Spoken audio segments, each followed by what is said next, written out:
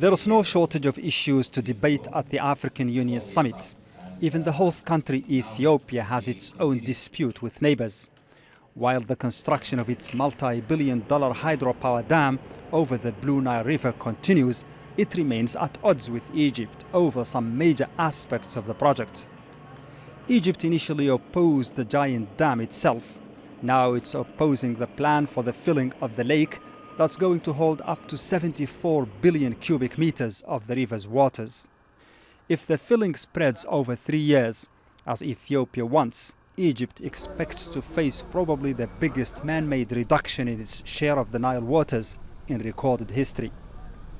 In 2015, Ethiopia, Sudan and Egypt signed the Declaration of Principles aiming to resolve the dispute and getting rid of a colonial-era treaty which gave Egypt a lion's share of the Nile.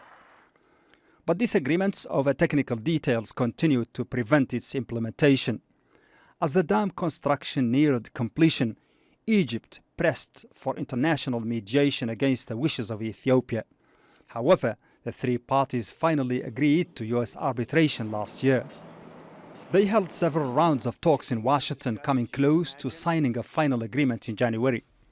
But after visiting the dam on Saturday, Ethiopian Prime Minister Abiy Ahmed told Parliament he'd asked for more time to study the draft agreement. Despite great efforts by the US President, the US Treasury Secretary and the World Bank to overcome the obstacles, we still need to negotiate this matter further.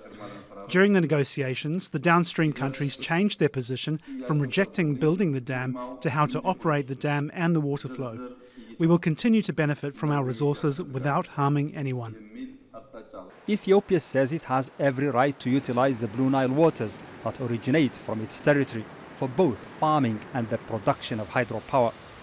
The dam is designed to produce up to 6,000 megawatts.